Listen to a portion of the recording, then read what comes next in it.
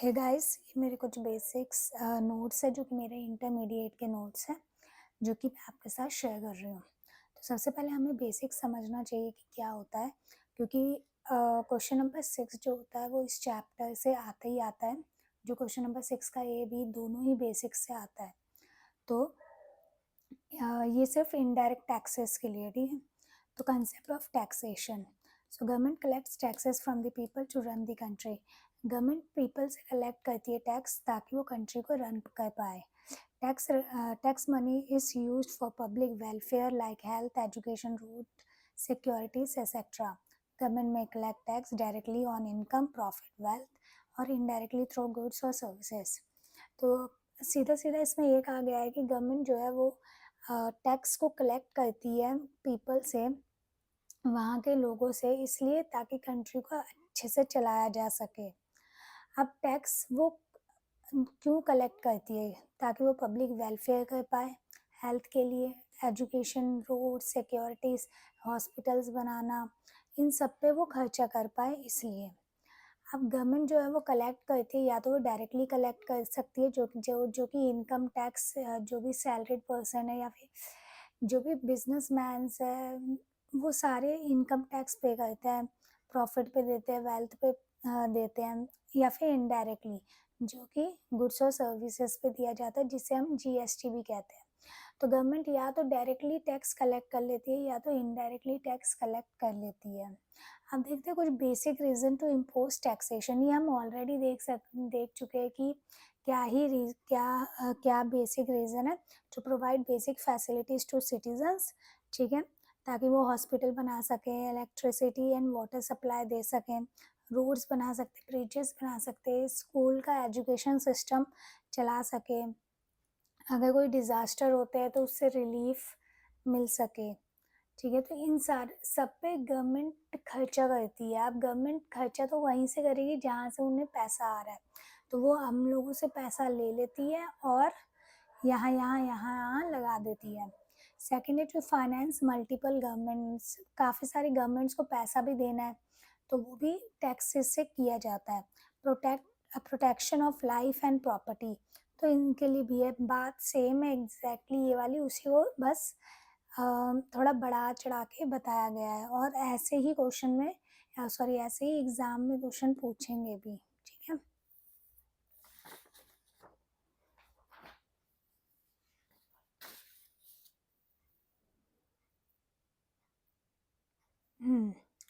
Administration hierarchy समझ लेते हैं। सबसे ऊपर आता है ministry of finance. Ministry of finance के अंडर आता है डिपार्टमेंट ऑफ रेवेन्यू, और डिपार्टमेंट ऑफ रेवेन्यू के अंडर काफ़ी सारे बोर्ड्स होते हैं, ठीक है, जैसे सीबीजीटी होता है, सीबीआईसी होता है, और अदर एजेंसीज भी होती हैं।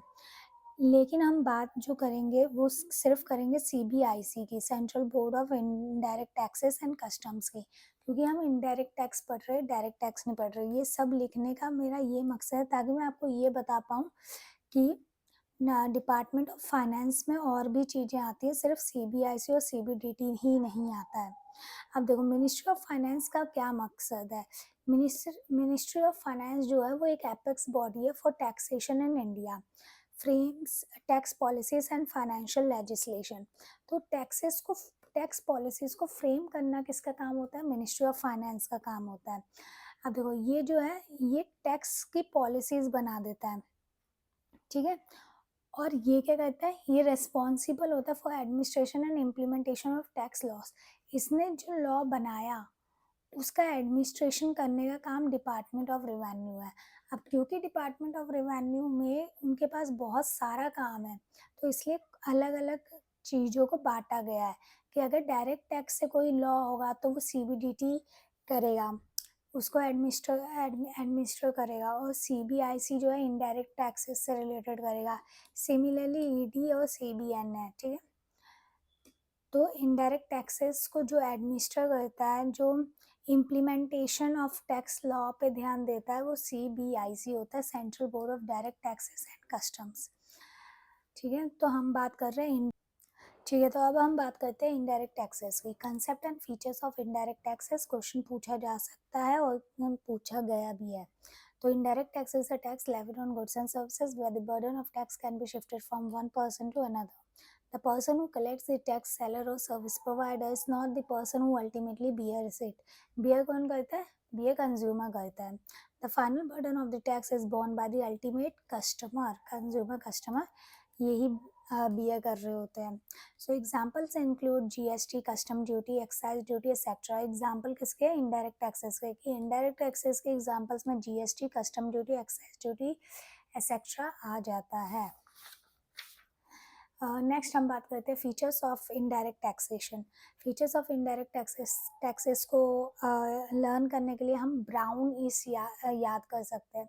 इससे हमें सारे फीचर्स याद हो जाएंगे. और फीचर्स ऑफ इनडायरेक्ट टैक्सेस भी काफ़ी बार क्वेश्चन पूछा है. तो नंबर 1 इज बी मतलब burden of tax. In indirect tax, the seller pays the tax to the government, but he collects it from the buyer. So the burden of tax is shifted from seller to buyer. Finally, the consumer bears the tax burden. सीधी सी बात है वो कि burden of tax में वो बस ये आपको बता रहा है कि इनडायरेक्ट टैक्स में जो है वो सेलर चाहे गवर्नमेंट को टैक्स पे करता है, लेकिन उसका बर्डन जो है कि उसको अल्टीमेटली बियर कौन कर रहा है, कौन वो टैक्स पे कर रहा है कंज्यूमर. तो इसलिए वो जो बर्डन है वो सेलर से कौन किस पे शिफ्ट हो जाता है? बायर पे शिफ्ट हो जाता है. आर होता है regressive in nature. Tax is the same for rich and poor. It does not consider the ability to pay. अगर आप मान लो कि कोई एसी खरीदने गए, उस पर मैं जितना टैक्स रेट दे रही हूँ, ठीक है, अगर अंबानी भी वही एसी खरीदने आता तो वो भी उतना ही टैक्स रेट देगा. मतलब सीधी सी बात है कि ये इनडायरेक्ट टैक्स जो है वो सबके लिए सेम होता है. ऐसा नहीं होता कि अगर कोई रिच पर्सन आया तो चलो टैक्स की परसेंटेज बढ़ा दी जाए, ठीक है, ऐसा नहीं होता. गुड्स एंड सर्विसेज पे फिक्स परसेंटेज होती है. तो इसलिए ये रिग्रेसिव इन नेचर होता है कि रिच और पुअर के लिए सेम होता है. ऐसा नहीं होता कि गरीब मतलब कि मैं आई हूँ दुकान पे तो मेरे को 5% टैक्स लगेगा और कोई अमीर बंदा आया है तो उसको 40% टैक्स लगेगा. ऐसा नहीं होगा. थर्ड आता है ओ tax on goods and services. Indirect taxes charge on goods and services. It is collected at different stages such as manufacture, supply, sale, purchase, import और एक्सपोर्ट. तो सीधी सी बात है कि जीएसटी के नाम में ही है गुड्स एंड सर्विसेज. तो ये जो टैक्स लगता है वो गुड्स एंड सर्विसेज पे लगता है. ये टैक्स प्रॉफिट्स पे नहीं लग रहा, वेल्थ पे नहीं लग रहा. क्यों? क्योंकि उस पर डायरेक्ट टैक्स लग रहा है. ठीक है. नेक्स्ट आते हैं हमारे पास डब्ल्यू से आता है wider tax base. Indirect tax दिख रहा है. हाँ. Indirect tax applies to most goods and services. The threshold limit is very low. So many people bear it. So many people bear it. Therefore, indirect tax has a wider tax base compared to indirect tax. सीधी सी बात है कि indirect tax जो है हर mostly हर good and services पे जो है ये टैक्स लग रहा है जीएसटी. तो अब जितने भी लोग उसे खरीद रहे हैं, क्योंकि खरीदेंगे, अब कुछ कुछ ऐसी चीज़ें होती हैं जो नेसेसरी होती है. मान लो कि अगर हम टीवी खरीदने जा रहे हैं, आज की डेट में टीवी किसके घर पे नहीं है ना, सबके है. तो क्या हो रहा है कि सारे लोग खरीद रहे हैं तो इसका जो टैक्स बेस है वो ज़्यादा है as compare to indirect tax. क्योंकि डायरेक्ट टैक्स में क्या होता है, एक तो थ्रेशोल्ड लिमिट आ जाती है उसमें, और दूसरी चीज़ ये है कि सारे लोग जो है वो कभी भी टैक्स पे नहीं करते हैं. ठीक है. नेक्स्ट आता है and for no pinch of tax. The seller does not feel the tax burden because he recovers it from the buyer. The buyer also does not feel the tax directly because it is included in the price. Hence, indirect tax causes no direct pinch of tax. सीधी सी बात है, no pinch of tax में ये लिखा गया है कि seller को नहीं फील होता कि कोई भी टैक्स बर्डन उस पर है, क्योंकि वो बायर से रिकवर कर लेता है. और बायर को भी नहीं होता, क्योंकि गुड्स एंड जो भी हम सामान खरीद रहे हैं, जो भी गुड में खरीद के ला रही हूँ, उसमें इंक्लूड होता है अपना जीएसटी. ठीक है.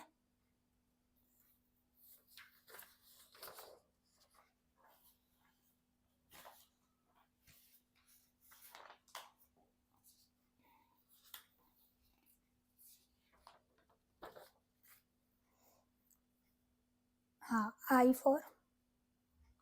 I for आ गया inflation in nature, inflationary in nature. Indirect taxes increase the price of the goods and services. When the tax is added to the cost, the final price becomes higher. Because of this, indirect taxes leads to inflation.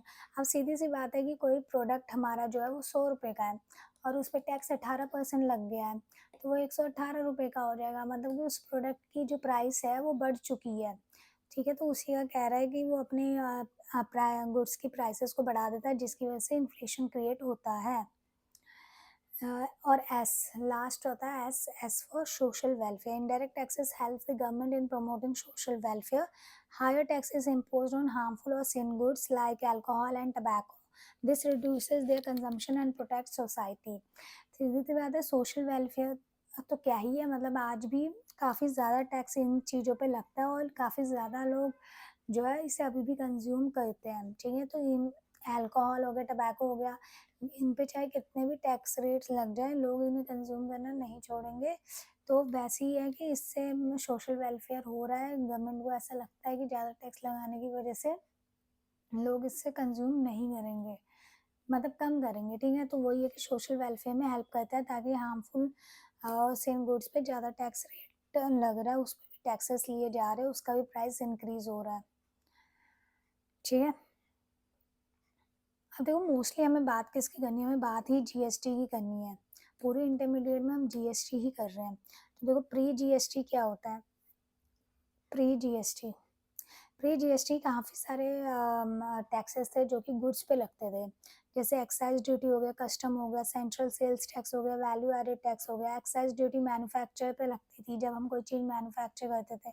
Custom duty import export पे लगता था। Central sales tax inter state sale पे लगता था। Value added tax intra state sale पे लगता था। वैसे सर्विस टैक्स जो है वो सर्विसेज पे लगता था। Introduction to goods and service tax काफ़ी बार ये क्वेश्चन भी आ चुका है, तो ये बहुत ही सिंपल है। इसमें बस ये बताया गया है कि काफ़ी सारे ऐसे टैक्सेस थे जिनको रिप्लेस किया गया है जीएसटी ने। जीएसटी ने उन्हें रिप्लेस किया गया है। इसने इसने कास्केडिंग इफेक्ट ऑफ टैक्सेस को हटाया है। कास्केडिंग इफेक्ट मतलब टैक्स ऑन टैक्स, टैक्स पे दोबारा टैक्स लगता था, उस चीज़ को हटाया गया है।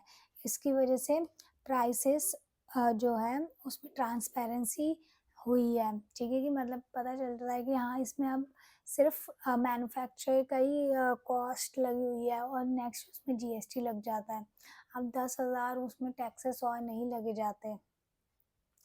It improve the competitiveness of Indian goods in domestic and global market. Next आ जाता है benefits of GST for business and industry. Business and industry के लिए क्या है, इजी कंप्लाइंस हो जाता है, यूनिफॉर्म टैक्स रेट्स होते हैं, ठीक है? नो कैश कैडिंग इफेक्ट नहीं होता, लोअर बिजनेस कॉस्ट होती है, बूस्ट टू कॉम्पिटिटिवनेस होता है। For central and state government क्या होता है, सिंप्लीफाइड हो गया टैक्स सिस्टम, उनके लिए भी बेटर टैक्स कंप्लाइंस होता है। अब हायर रिवेन्यू एफिशिएंसी होती है, support to make in India होता है। और फॉर द कंज्यूमर क्या होता है, सिंगल टैक्स है, ठीक है? Lower price. सिंगल टैक्स का मतलब ये नहीं है कि एक ही टैक्स रेट है, इट बेसिकली मीन्स कि सिर्फ जीएसटी है। अब ऐसा नहीं हो रहा कि एक्साइज भी लग रहा है, वैट भी लग रहा है, ठीक है? उसके बाद लोअर प्राइसेस हो रहे हैं और ट्रांसपेरेंसी दिख रही है।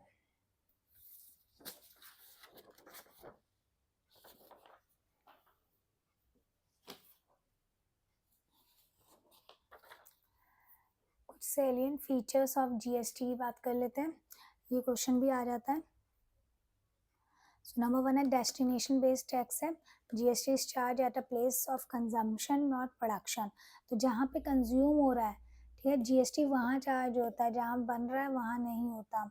वन नेशन वन टैक्स है, uniform tax system applicable across India. अगर मान लो कि किसी चीज़ पे, किसी पर्टिकुलर प्रोडक्ट पे मान लो कि 5% टैक्स लग रहा है, तो पूरे इंडिया में उस पर्टिकुलर प्रोडक्ट पे 5% ही लग रहा होगा।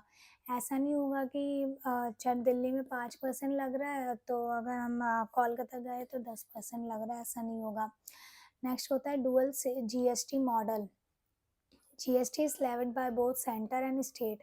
अब ये तो वैसे आपको पता ही होगा कि सेंटर और स्टेट दोनों ही इस टैक्स से इन दोनों को ही बेनिफिट होता है, ठीक है? जैसे कि सीजीएसटी होता है, एसजीएसटी, अच्छा ये हम आगे पढ़ेंगे, ठीक है? नेक्स्ट आता है intra state supply. CGST and SGST UTGST are applicable. अच्छा, इंट्रा इंट्रा जब हम इंट्रा बोलते हैं तो हमें थोड़ा बड़ा वर्ड लगता है, तो हम सोचते हैं कि डिफरेंट स्टेट्स होगी तो इंट्रा होगा, बट ऐसा नहीं है। इंट्रा मतलब सेम स्टेट, तो CGST या फिर SGST, UTGST लगेगा। अगर इंटर स्टेट है मतलब कि एक स्टेट डिफरेंट है, मतलब कि सप्लायर कहीं और है और बायर कहीं और है, या फिर सप्लायर कहीं और है, प्लेस ऑफ सप्लाई कहीं और है, तो इंटर स्टेट सप्लाई हो जाता है, IGST लगता है उस पर। Import treated as inter state supply बहुत इंपॉर्टेंट है, इम्पोर्ट को इंटर स्टेट सप्लाई मानते हैं, ठीक है, तो उस पर IGST लगता है। एक्सपोर्ट्स जो होते हैं वो जीरो रेटेड सप्लाई होते हैं with no GST burden. Registration जो होता है वो मैंडेटरी होता है अगर उसने अपनी थ्रेशोल्ड लिमिट को एक्सीड किया। हम देखते हैं कि यार GST की नीड क्या थी, what is the need for the GST। So पहले problems in pre GST regime, क्या प्रॉब्लम्स थी? Multiple central and state taxes are levied at different stages, काफ़ी ज़्यादा टैक्सेस लगते थे, tax rates differed from state to state causing complexity, हर state में अपना अलग ही टैक्स रेट चल रहा था, इससे कॉम्प्लेक्सिटी बढ़ रही थी। Credit of taxes paid to one government was not allowed against taxes to government. अगर किसी एक गवर्नमेंट ने क्रेडिट दिया तो वो दूसरी गवर्नमेंट के उसमें एडजस्ट ही नहीं होता था, ठीक है। Cascading effect of tax on tax increases prices and inflation. Tax on tax जो है इंक्रीज करता है प्राइसेस एंड इन्फ्लेशंस को, ठीक है। Different VAT laws in states divided India into separate economy market. Different VAT laws in states divided India into separate economic market, क्योंकि law ही states के अलग थे।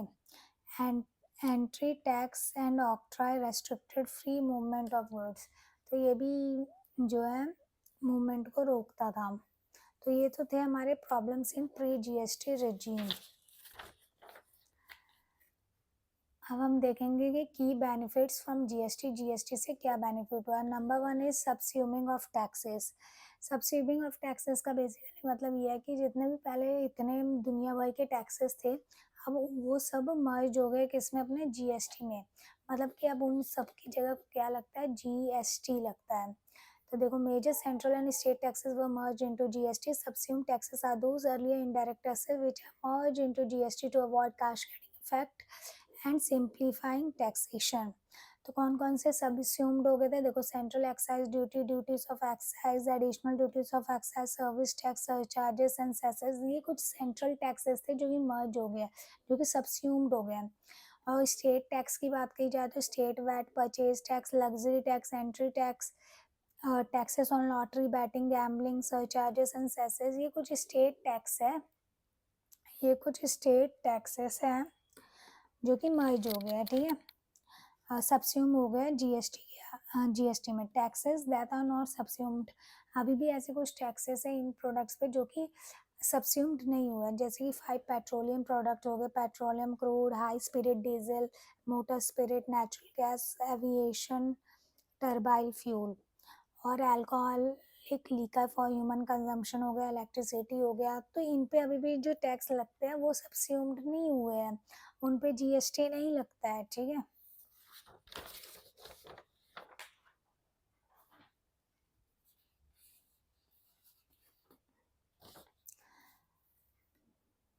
अब इसका सेकंड पॉइंट है seamless flow of input tax credit.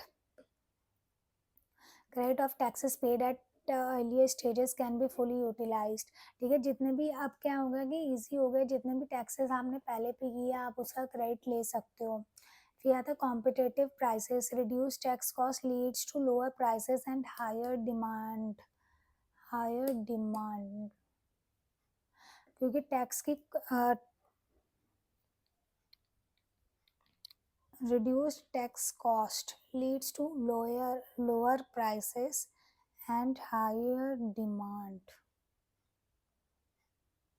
कुछ missing है लगता है। ओके, फोर्थ पे चलते हैं। ये अभी देख के बताती हूँ। Increase in government revenue, wider tax base and better compliance, improve revenue collection, ठीक है। तो ये इजी है। Simplified tax structure, simple tax system reduces paper work and compliance burden. One nation one tax, uniform tax system integrates India into one common market. ठीक है, तो uniform tax system जो है वो इंटीग्रेट करती है इंडिया को इनटू वन कॉमन मार्केट। ये कौन सा था, ये ना, competitive prices reduce tax cost.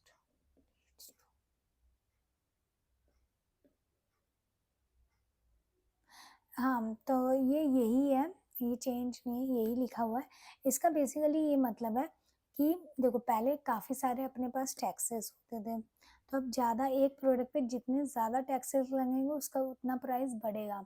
तो अब क्या है कि जीएसटी है कि ठीक है, इसकी एक फिक्स परसेंटेज होती है कि या तो 5, 18, अब तो चलो 40 भी आ गया है। ठीक है, लेकिन मतलब कि वो फिक्स परसेंटेज होती है, उससे ज़्यादा नहीं लग सकता।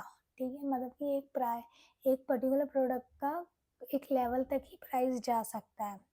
ठीक है, तो वही बता रहे हैं कि इससे क्या होगा कि उसकी जो प्राइसेस है वो कम हो गई है। ठीक है, अब आते हैं हम डिसएडवांटेजेस ऑफ जीएसटी। जीएसटी के क्या डिसएडवांटेज है? नंबर 1 है लिमिटेड एग्जाम्पशन।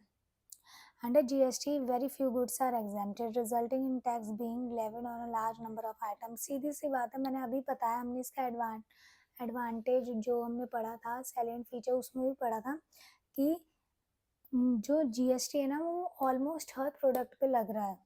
ठीक है, तो इससे क्या होगा कि उसका टैक्स बेस ज़्यादा है डायरेक्ट टैक्स से, तो इसलिए इसमें काफ़ी लिमिटेड चीज़ों पे एग्जम्पशन दी गई है। दूसरा, increase compliance cost. Small business must now invest in GST compliance accounting software and professional services to handle frequent monthly and annual filing. सीधी सी बात है कि कंप्लायंस कॉस्ट बढ़ गई है। ठीक है, जो भी स्मॉल बिजनेसेस होते हैं अब उन्हें भी इन्वेस्ट करने की ज़रूरत है, ऐसा लिखा हुआ है, लेकिन आपको पता है अगर आपने पढ़ा होगा, क्योंकि ये तो रिवीजन के लिए अपना एक क्या नाम है उसका, कंपोजिट डीलर का केस। ठीक है, तो वो आ जाता है इन केसेस में तो। बट हाँ यार, डिसएडवांटेज आपको ये लिखना है अगर आपको पूछा गया तो। थर्ड आता है आपका input tax credit dependency. The matching concept means a buyer cannot claim credit if the seller fails to upload the invoice. This makes the honest taxpayer suffer for the supplier's default.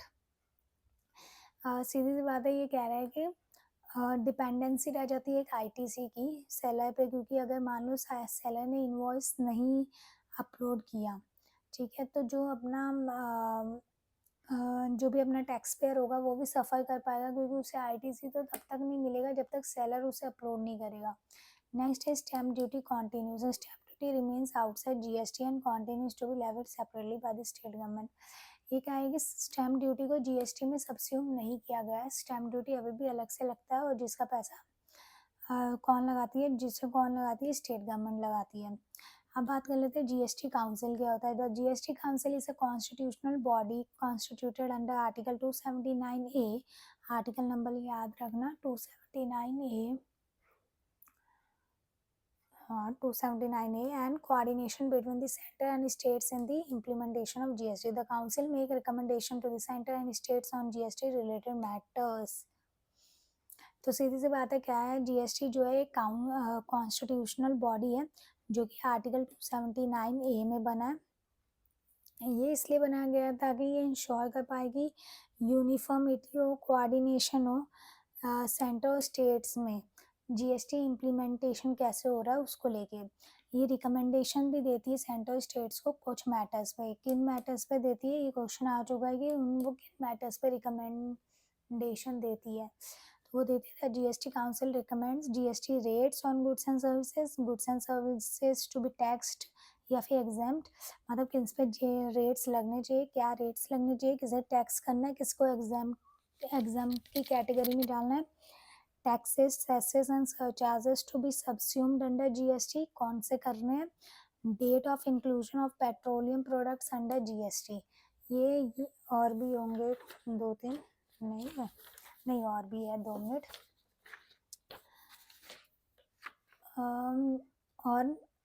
और आगे अपना ये GST laws and place of supply rules पे threshold limit for registration and composition scheme पे, special provision for special category states, इन सारी चीज़ों पे वो रिकमेंडेशन दे सकती है। अब बात कर लेते हैं स्पेशल कैटेगरी स्टेट्स कौन सी होती है। 11 स्पेशल कैटेगरी स्टेट्स होती है, याद कर लेना। आसाम, अरुणाचल प्रदेश, मेघालय, मिजोरम, मणिपुर, नागालैंड, त्रिपुरा, जम्मू एंड कश्मीर, उत्तराखंड, सिक्किम और Himachal Pradesh. GST compensation cess भी पढ़ लेते हैं। मीनिंग क्या है इसका। GST compensation cess is levied to compensate states for loss of revenue due to implementation of GST. सीधी सी बात है कि क्योंकि जब जीएसटी आया था तो आपको पता है कि कुछ टैक्सेस स्टेट्स लगा रही थी, कुछ सेंटर लगा रही थी, तो स्टेट्स को काफ़ी सारा लॉस हुआ था उस वक्त। ठीक है, तो जिस वक्त उन्हें लॉस हुआ था तो एक कंपनसेशन सेस मिला था, मतलब कि उन्हें कंपनसेट करने के लिए कुछ पैसा उन्हें दिया जाता था, कुछ टैक्स दूसरे लोगों से, पब्लिक से लिया जाता था, जो कि उन्हें दिया जाता था। गवर्निंग लॉ क्या है। Levied under the goods and services tax compensation to states act 2017। Period of levy क्या है। Applicable from 1 July 2017 for 5 years or for such period or prescribed on the recommendation of the GST Council। Starting में तो ये कहा था कि क्योंकि 1 July 2017 से अपना जीएसटी आया था, वहाँ से 5 साल तक बोला था, लेकिन इसे एक्सटेंड भी किया गया था।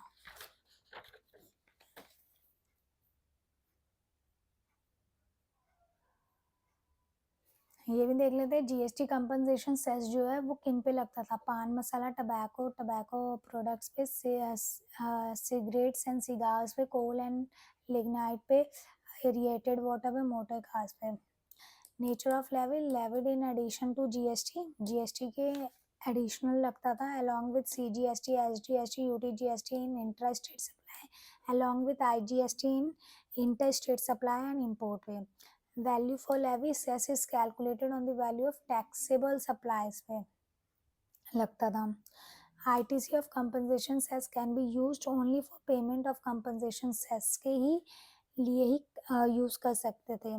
ITC of cess can not B use for payment of CGST, SGST, IGST, इनके लिए आप यूज़ नहीं कर सकते। कंपोजिशन स्कीम क्या होता है। कंपोजिशन तो compensation cess is not applicable to tax payer registered under the composition levy. तो जो भी इस स्कीम में है कंपोजिशन में, उन पे ये नहीं लगता था। एक्सपोर्ट्स क्या है। Compensation cess is not levied on export, exporters can claim refund of ITC of compensation cess paid on inputs. अगर देखो एक्सपोर्ट अगर आप कोई भी चीज़ करोगे तो उस पर नहीं लगता है टैक्स, लेकिन मान लो कि उन चीज़ों को एक्सपोर्ट करने के लिए कुछ इनपुट्स तो आपको चाहिए होंगे। अगर आपने उन इनपुट्स पे टैक्स पे किया है, ठीक है, तो आप उसको आईटीसी क्लेम कर सकते हो, यही लिखा है इसमें।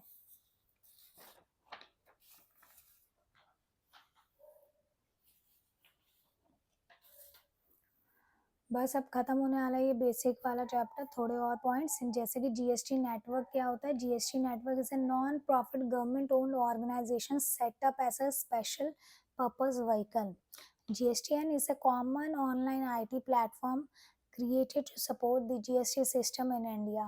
It acts as a single portal for a taxpayer and a shared IT system for both central and state government. GSTN help in registration, return filing, tax payment, and data processing. It works as a clearinghouse by verifying tax details and helping in the transfer of fund between centre and states. सीधी सी बात है, GST जो है वो जो है help करता है कि रजिस्ट्रेशन, रिटर्न फाइलिंग, क्योंकि ये सारी चीज़ें अब ऑनलाइन होती है। देखो जब सारी चीज़ें ऑनलाइन हो रही है ना, तब भी उसे मैनेज करना बहुत इंपॉर्टेंट है। तो मैनेज कौन कर रहा है। GST and network. Main function क्या है। प्रोवाइड करता है जीएसटी रजिस्ट्रेशन फैसिलिटी, इनेबल करता है filing and forwarding of GST return, help in IGST settlement between centre and states. इसी का काम है। Matches tax payments with banking data, supports input tax credit matching, generate करता reports and analyse for tax authorities. Key features क्या हैं GSTN के। तो incorporate हुआ था वो 2013 में, फुली गवर्नमेंट ओन एंटिटी बन गया है। Act as a common GST portal for tax payer. Infosys limited जो है उसको अपॉइंट किया गया मैनेज्ड सर्विस प्रोवाइडर्स के लिए। Supported by GST Suvidha providers. बहुत इंपॉर्टेंट आ जाता है difference between direct tax and indirect tax. सबसे पहले मीनिंग, जो tax levied on income, wealth and paid directly to the government of India. ठीक है, जो कमा रहा है वही पे करता है इसे डायरेक्टली, ठीक है, गवर्नमेंट को। तो जो टैक्स है वो इनकम पे लगता है, वेल्थ पे लगता है, ठीक है। लेकिन जो इनडायरेक्ट टैक्स है जो है वो गुड्स एंड सर्विसेज पे होता है और इनडायरेक्टली कंज्यूमर्स इसे पे कर लेते हैं, पे करते हैं। नेचर क्या है, ये प्रोग्रेसिव इन नेचर है। हायर इनकम हायर टैक्स, जितना ज़्यादा कमाओगे उतना ज़्यादा टैक्स भी दे दो। लेकिन ये रिग्रेसिव इन नेचर होता है, same tax for rich and poor. अभी मैंने एग्जांपल बताया था पुअर और रिच का। वो इंसिडेंस एंड इम्पैक्ट क्या होता है, falls on the same person who pays the tax. सीधी सी बात है, मैंने अभी बताया जो कमाएगा वही पे करेगा। Falls on a different person as a burden is shifted. तो कहता है कि ये किस पे होता है, इसे बियर कौन करता है, इसे बियर तो अल्टीमेटली कंज्यूमर ही कर रहा होता है, ठीक है। एग्जाम्पल, डायरेक्ट टैक्स का एग्जाम्पल है इनकम टैक्स, इनडायरेक्ट टैक्स का एग्जाम्पल है जीएसटी और कस्टम ड्यूटी।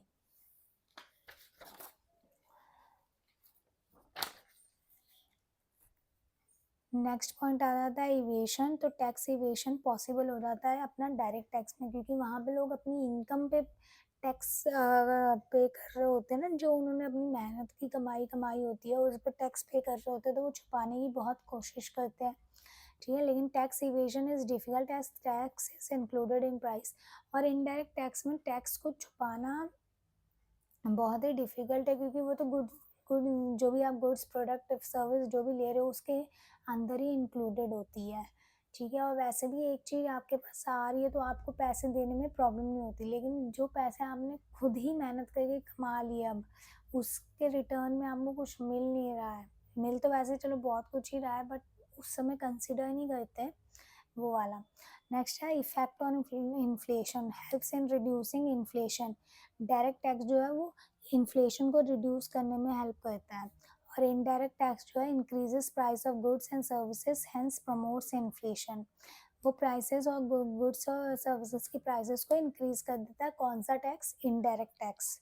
फिर आता है imposition and collection, imposed on and collected from the same person। ये सेम पॉइंट तीन पॉइंट तो एकदम सेम है, लेकिन आपको भी ऐसे ही लिखना है, क्योंकि हमें एटलीस्ट 7 पॉइंट्स तो लिख के आना है, क्योंकि 7 नंबर का क्वेश्चन होता है।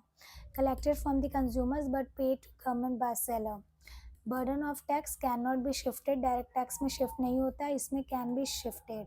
टैक्सेबल इवेंट क्या होता है, तो डायरेक्ट टैक्स में इनकम और वेल्थ पे लगता है, और इनडायरेक्ट टैक्स में supply of goods and services पे लगता है। तो ऐसे ही हमारा ये बेसिक्स का चैप्टर कंप्लीट हो चुका है, और इसी बेसिक जितना मैंने बता दिया ना इधर, इसी से एक क्वेश्चन आएगा, तो आप प्लीज़ इसे पढ़ लें और मेरे वाले नोट से ही कर लें। ये बहुत ईजी है, क्योंकि लिखना तो हमें खुद ही है, लेकिन एक एक आधी आधी लाइन तो याद होनी चाहिए, तो ये नोट्स आपके काम आएंगे। Thank you so much.